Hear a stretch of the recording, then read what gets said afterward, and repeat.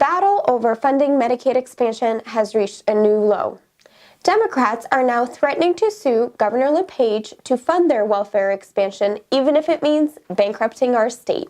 Defending Paul LePage's reasonable position on paying for welfare expansion, Maine GOP Chair Demi Kazunas had this to say. The governor has made clear Medicaid expansion must not be funded through tax hikes, raiding the Emergency Reserve Fund, or cutting services for the elderly or disabled, an eminently reasonable position. Democrats simply need to put forward a plan for Maine to afford this expansion of welfare.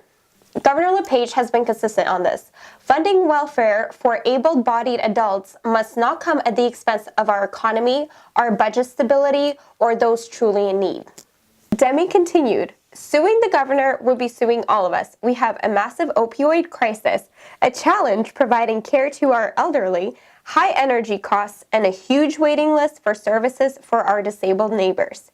Forcing cuts in these areas to fund welfare for able-bodied adults would be wildly irresponsible and must be rejected. We want to thank Governor LePage for standing up for adult economics and against economically ignorant liberals. Our success lies in more good jobs, not more government dependence. On Wednesday, Congressman Paul Quinn and the Bipartisan Heroin Task Force, of which he's a founding member, released their agenda for the 2018 legislative session. Since being sworn in, Congressman Paul Quinn has helped pass major legislation like the Comprehensive Addiction and Recovery Act and the 21st Century Cures Act to combat the opioid epidemic in Maine, and has held multiple town halls in the 2nd District, in the Bangor and Lewiston-Auburn communities, to provide local resources for addiction and recovery. On January 20th, to mark President Trump's first full year in office, the Maine Republican Party will be holding National Day of Training events all around the state. We have worked hard over the past year to ensure a successful first year for President Trump, and now we want to kick off 2018 with a bang. Saturday the 20th, starting at 9 a.m., we'll be offering training at 2 locations, one at Maine GOP headquarters in Augusta and another at Jeff's Catering in Brewer. At these events, we can show you how to use the new RNC door-to-door app, how to do volunteer recruitment, and get you familiar with our phone calling app. These trainings are crucial to our successes in 2018. Will you please join us on January 20th for our National Day of Training? This is an excellent program and will make such a difference to us in the campaign year. As you may have heard, in response to Republican tax cuts late last year, many companies have been spreading the new wealth. Over 100 companies are now giving employee bonuses, pay increases, and more benefits.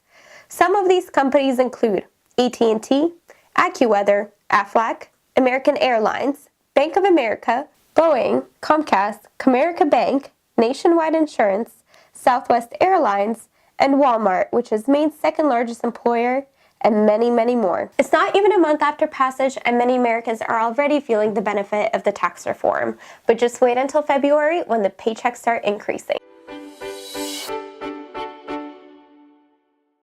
On Wednesday, Assistant Senate Majority Leader Amy Vogt hosted the 4th annual Human Trafficking Day in collaboration with Not Here, Justice in Action Network. The event's purpose was to raise awareness of human trafficking and exploitation in Maine.